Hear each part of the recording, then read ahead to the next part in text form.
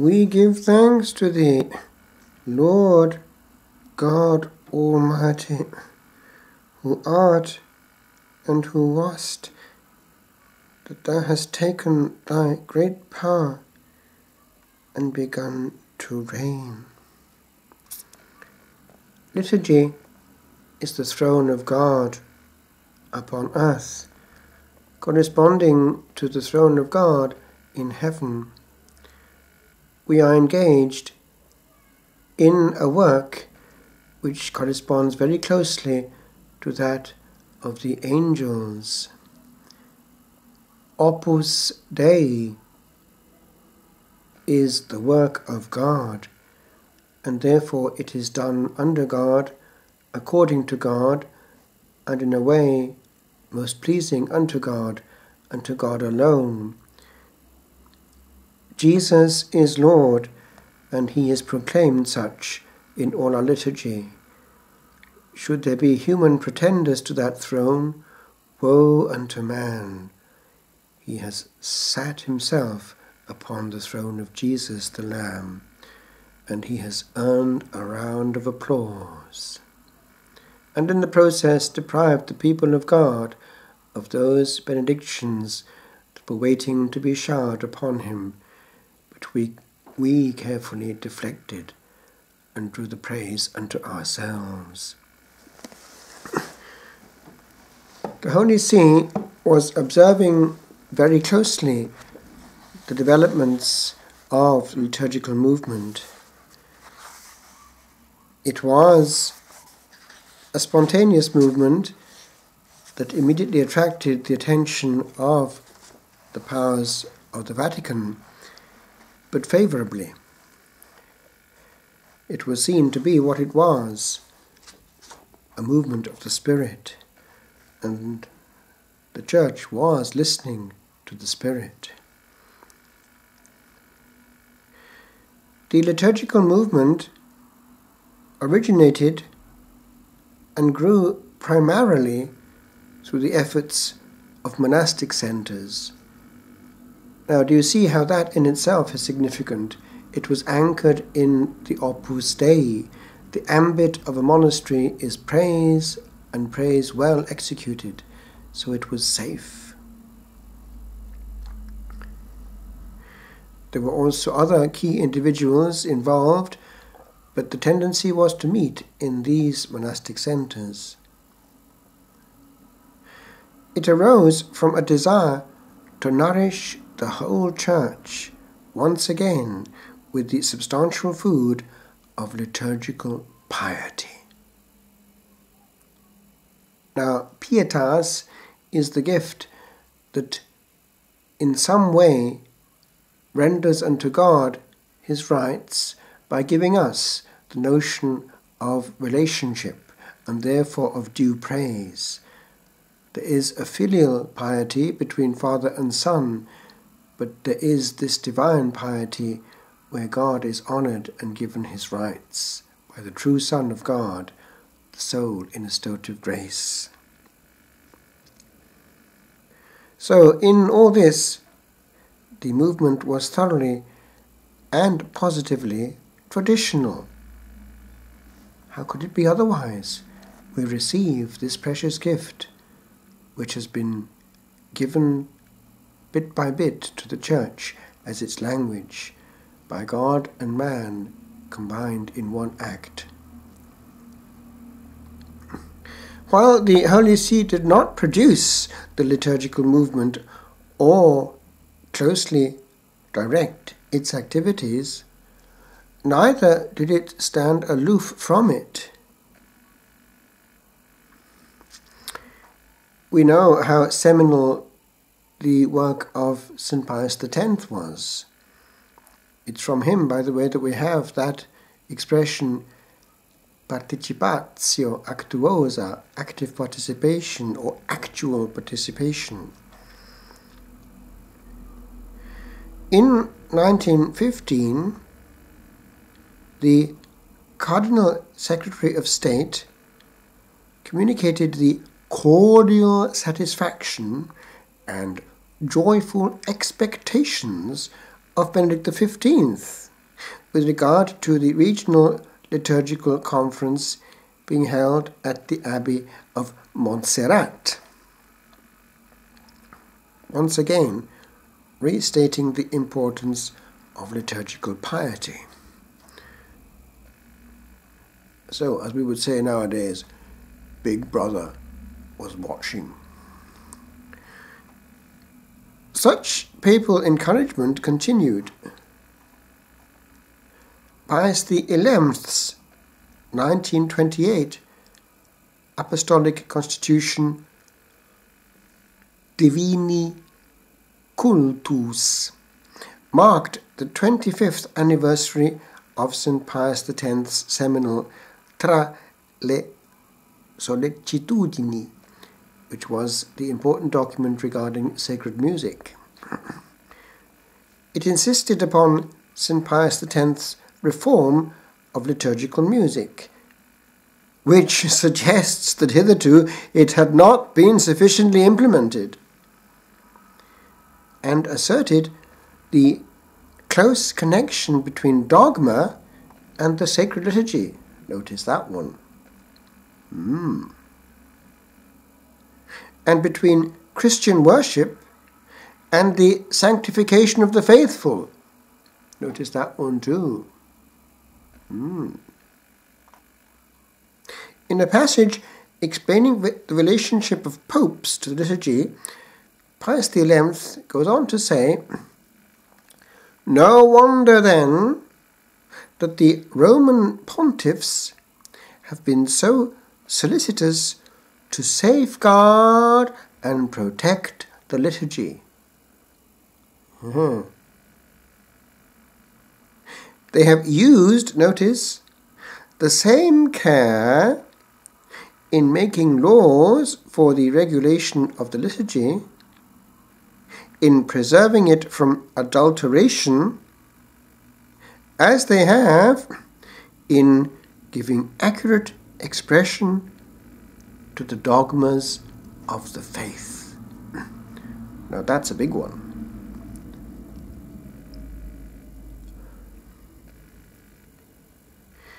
I remember reading some time ago how somebody close to the highest level was alarmed that in the years immediately after the council, the authority held exclusively by the Sacred Congregation of Rites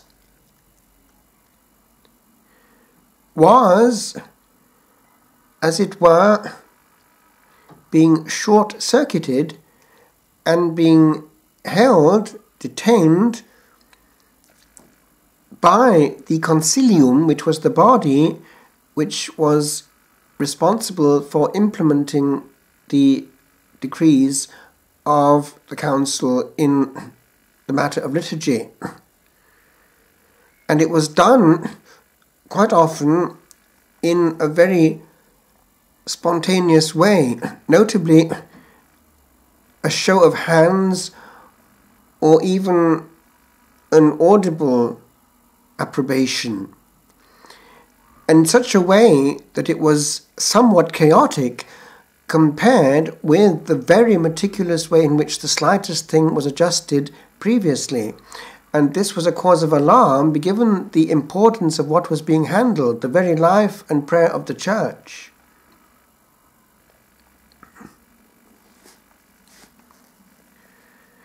The original of this text speaks of the Pope's role as custodian of the liturgy, and the expression used is sollicitudinem in liturgia tutanda et custodienda.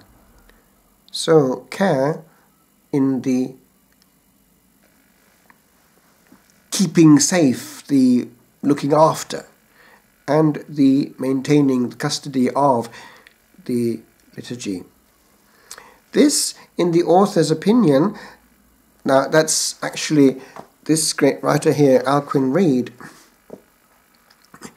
is a singularly important statement by a reigning pope on the competence of the Bishop of Rome with regard to liturgical reform.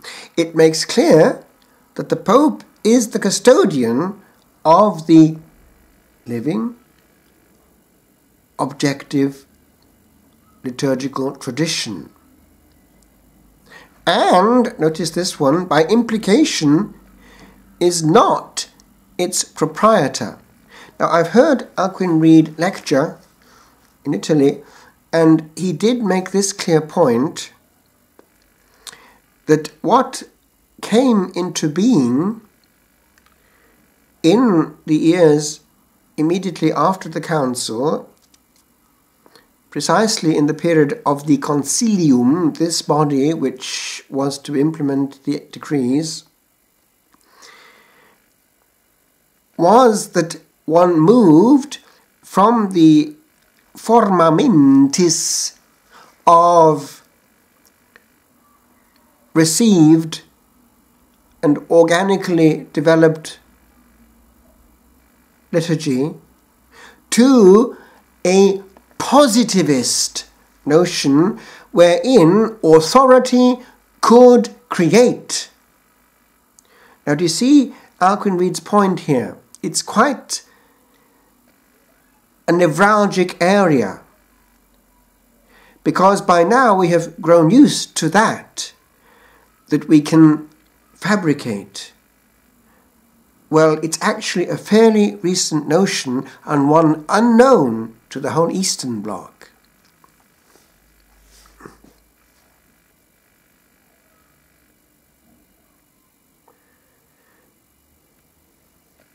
While Divini Cultus was Pius XI's most solemn approbation of the liturgical movement, it was not an isolated instance. His pontificate is permeated by encouraging remarks addressed to groups and individuals engaged in the liturgical apostolate, including in December of 1935 a private audience accorded to Dom Capel, Abbot of Montcésar. That was a great liturgical centre in the time of the liturgical movement. Things would happen in the crypts of these Benedictine abbeys. Pius XII,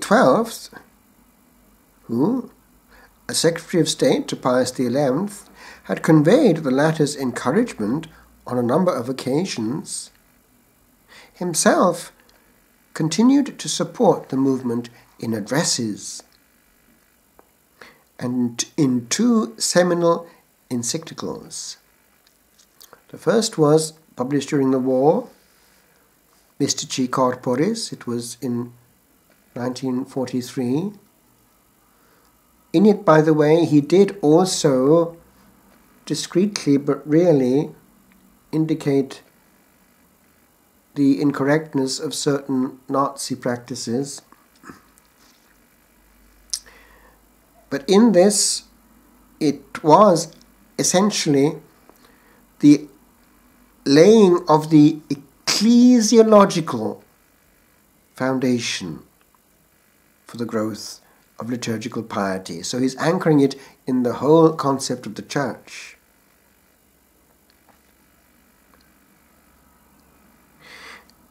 And also then the other one in 1947, Mediator Dei,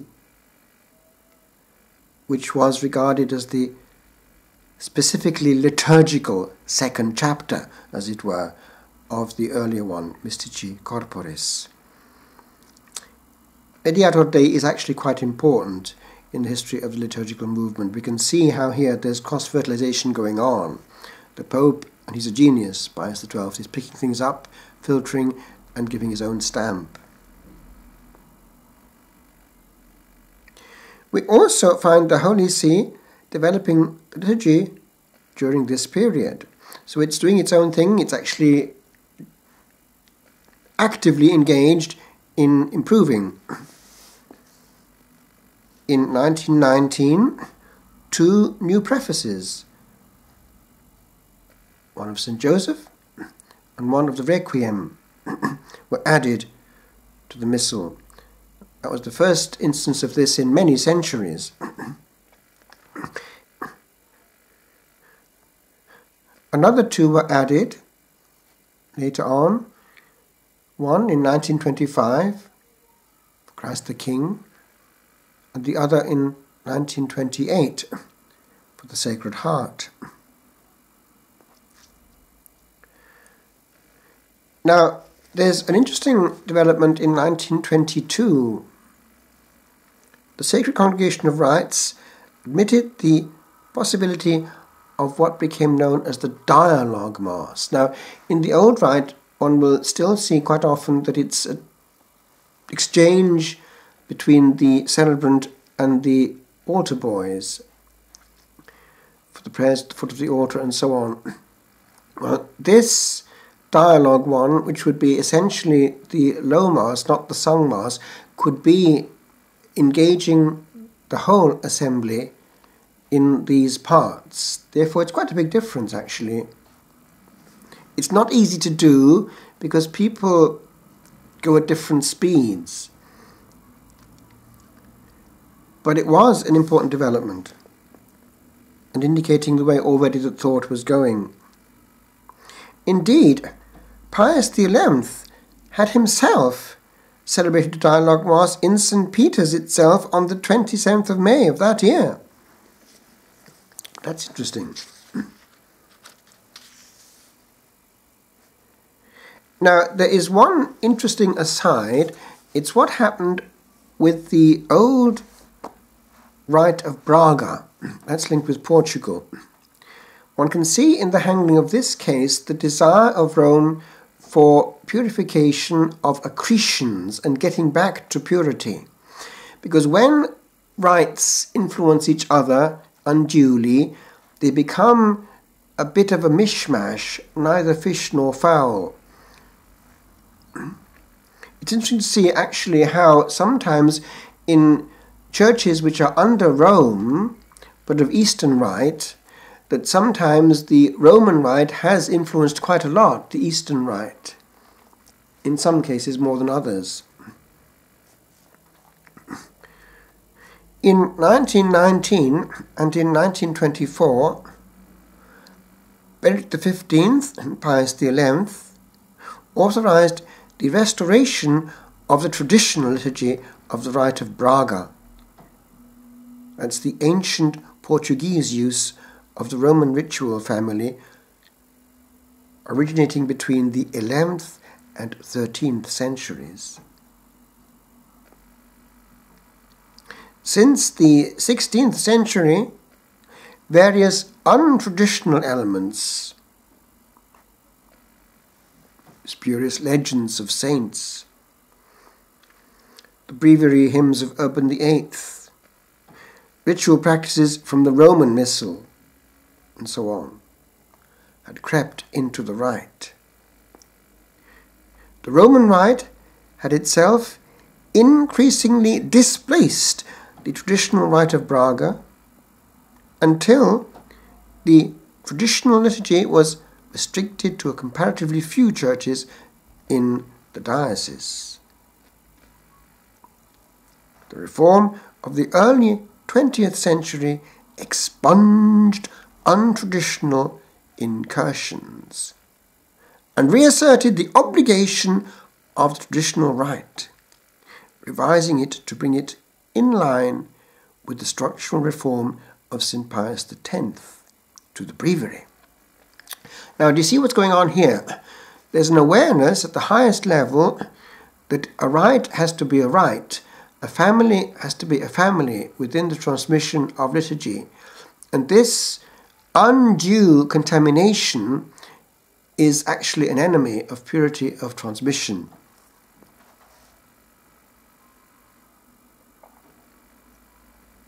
The initiative for this restoration lay with the archbishops of Braga themselves, but the Pope did ratify the initiative.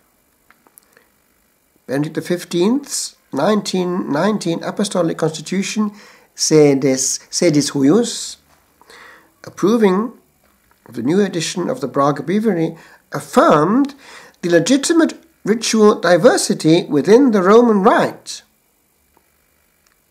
referring to the veneration to be shown to such rites by virtue of their antiquity and to the opportuneness of reviving this rite dating from remote antiquity. Now, in our time, there was an insistence, when there was the opening up of the possibility of having the old rite around the church again, freely celebrated, of not doing this bit, that there must not be a mixing up, a mélange of rites. That is, it has to be the new one in its purity, that is the ordinary form, or the extraordinary form, the older form, in its purity. The one that's authorized is the one at the State of Development of 1962.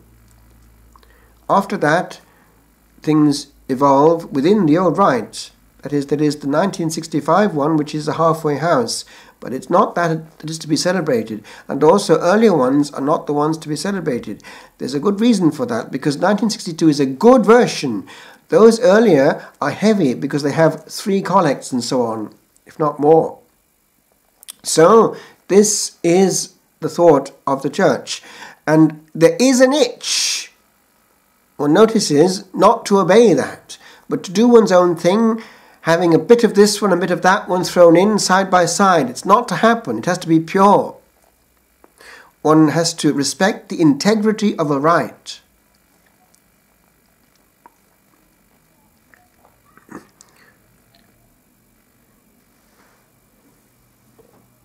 Pius XI expressed a similar respect for liturgical tradition in his 1924 bull Inter Multiplices, approving the new edition of the Missal. While acknowledging the contribution of the growth in studies of ancient liturgical sources, the bull includes a significant passage on their risks. This is a quote from it.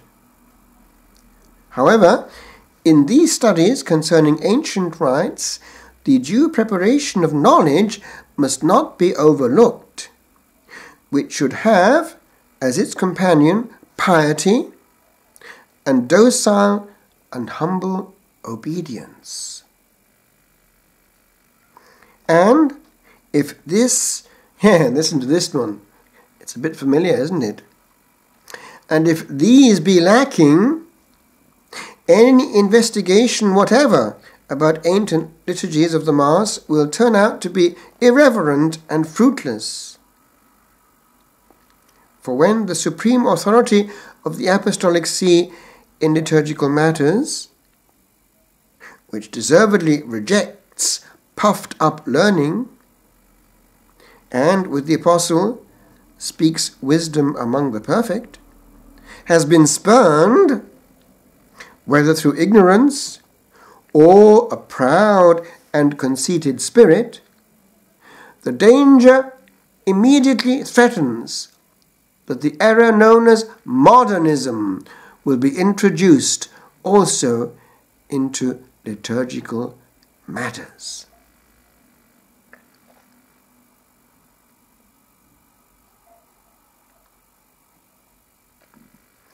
So, we have here a warning.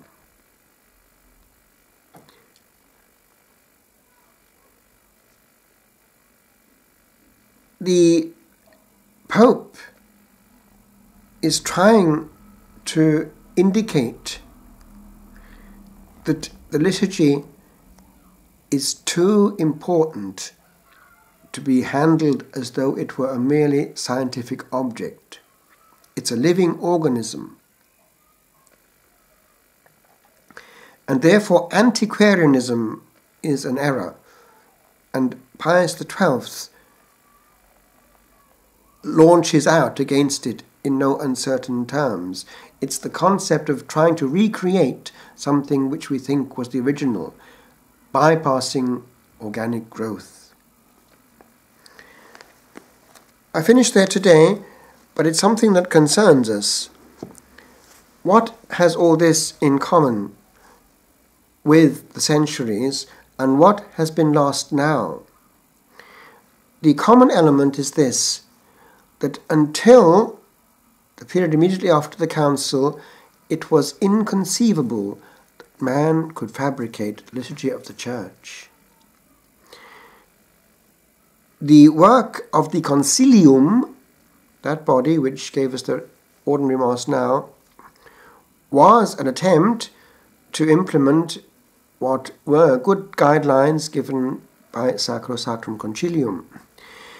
We know that at a certain point, Blessed Paul VI tried to intervene to hurry up the completion of the work. Why? Because he could see that things were falling apart.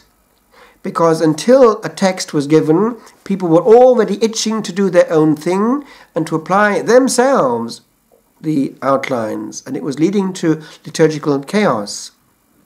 There was a period of liturgical experimentation immediately after the Council, which of course was settled when it was published and clearly indicated in the rubrics.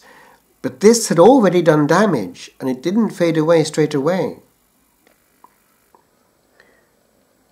One or two things actually were implemented directly by Paul VI.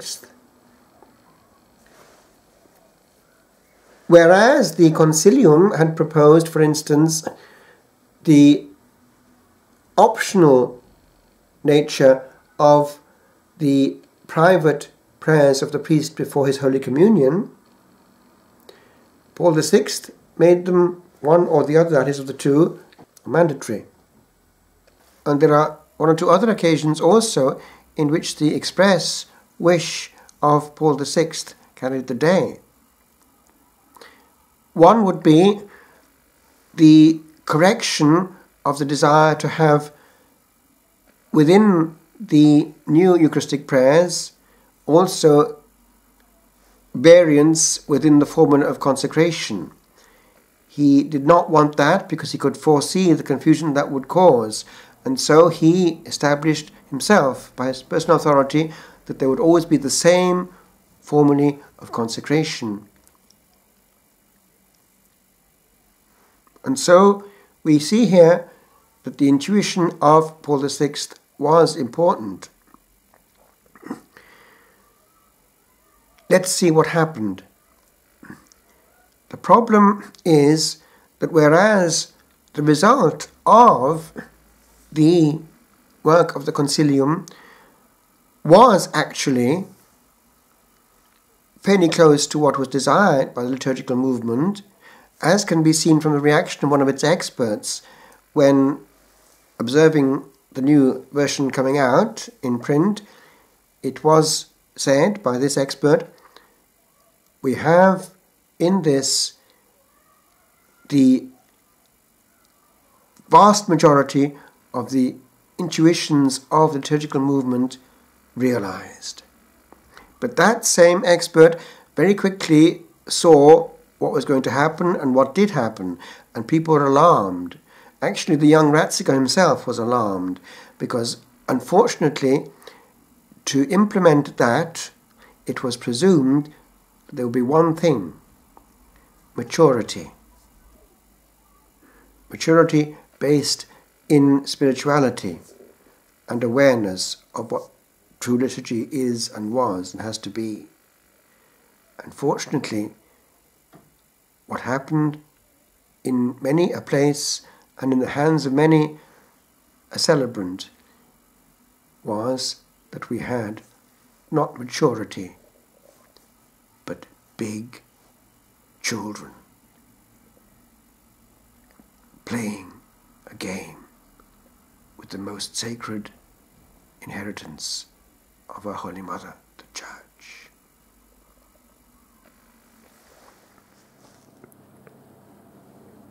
ad majestatem, turned towards the Majesty. To love and be well loved, to be well known, not by the ears of many, and by all that matter for a moment, but alone to 6 that travel on a planet small, called solitude. To be no more than one forgotten in a band, to be a part of but a little land, that this day's sun bid bind us ere the morrow's bid us part. This is to shed a beam within a star that will burn softly on. This is to be a naught of nothing weighed, where measures are held high upon the earth, high worth to see, but this is to shine gently on and on upon a distant yesterday, long gone.